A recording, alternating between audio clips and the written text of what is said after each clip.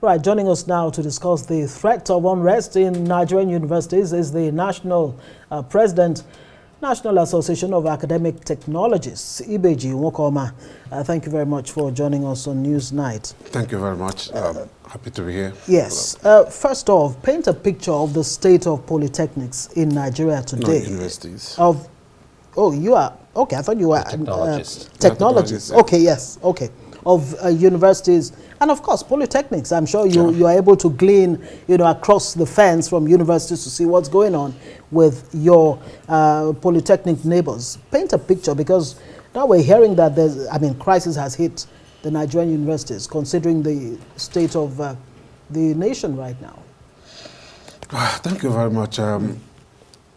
The picture is a picture of doom, picture of people not having the motivation to work, staff not being motivated to work, promises that are not fulfilled, signing of MOUs with government not being serious to implement the MOUs, but just signing for the sake of signing and making the staff union and members of staff to go back to work, and then putting the MOUs, MOAs that I signed since 2017 from 2009 agreement that the government has refused to implement, and lack of productivity on the part of the staff as a result of actions and inactions of government to either implement agreements or raise funds to develop the place. Because, of course, you know that universities cannot, in any form, function properly without huge investment in education. Well, so I think it's amazing. Yeah. First, let's situate this, the academic, the technologists. These are you are also under ASU, your body. No, we are academic technologists. Yes, academic technologists. You're under ASU? So no, we're not under ASU. Oh, okay. There are four unions in the university. So in this case, NAT, SANU, and NASU. Right. So this is NAT. In this case, you're talking about an agreement way back 2009, and still speaking of some arrears, backlogs. Let us make sense of what this is about, since you were not part of the ASU strike then. Has there been any kind of communication between your body and the federal government of Nigeria, specifically the present government, concerning the backlog owed your members? Of course, my brother. In 2022, all the 4 university-based unions went on strike. We started ours from 21st of March till August, and then suspended that strike as a result of an MOU signed with the government. Which of the government? That's what I'm asking. Buhari administration. Right. After that, when we suspended the strike, of course, it's also in the public domain that the Buhari administration invoked the no work, no pay policy, for which my members of my union are being owed 5.5 months of arrears of backlog of salaries that are not yet paid. Then fast forward it to this present government. After a lot of pressure, a lot of write-ups, a lot of reminders, in December 2023, the head to the President Gallery announced that the President Tinubu has given a waiver for payment of backlog of salaries to all the members of staff of the university, because all the 4 unions embarked on strike. And we were all happy. But then, to everybody's surprise, only members of ASU were paid, leaving out our members, that of SANU and that of NASU. Sometime this year again, we wrote government and started a 3-day warning strike. And we were invited by government. The Minister of Education was there, the Minister of State for Education was there, the Permanent Secretary, everybody was there.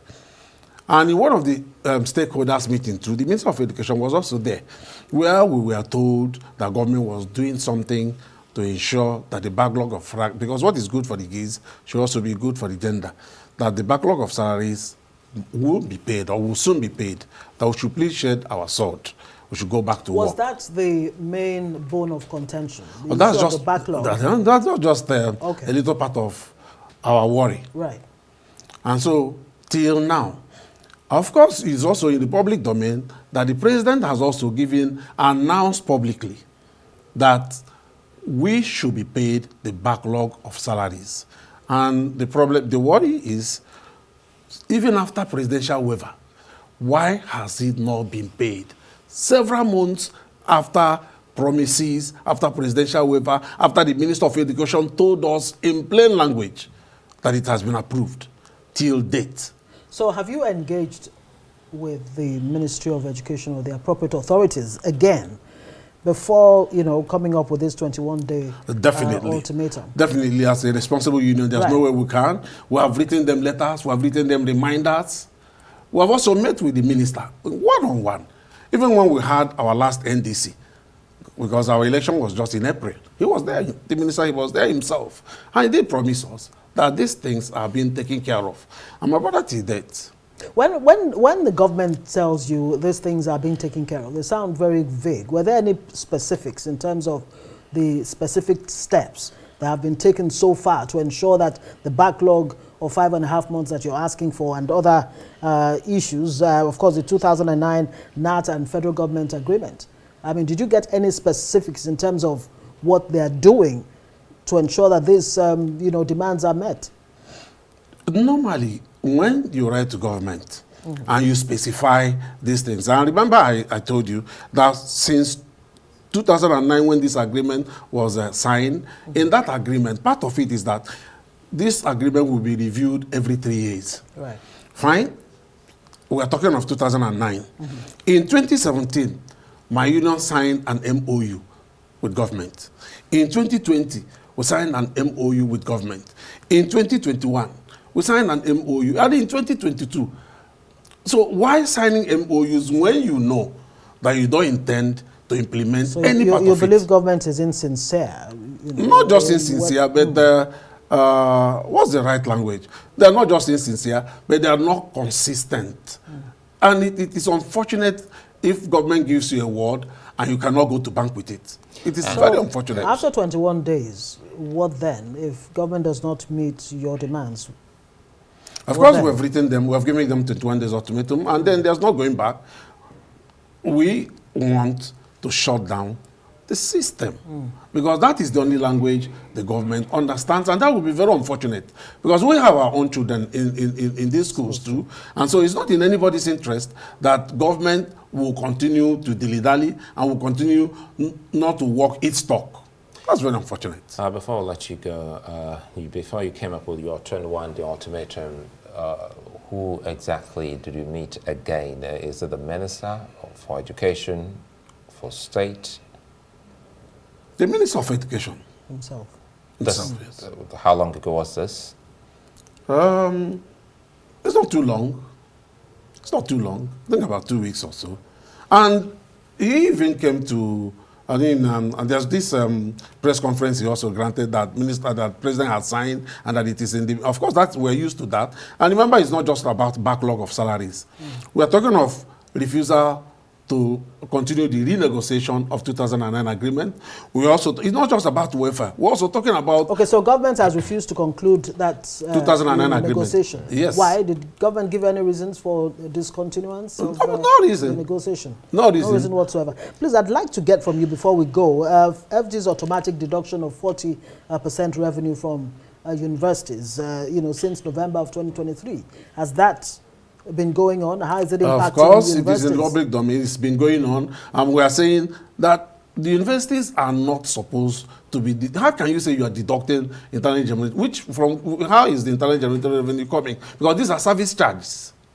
If you ask a student to pay for sports, for instance, or you ask a student to pay for health, is when you render the service. Students or come for medical services. Right. So there are service charges. So where are the internal generated revenue coming from?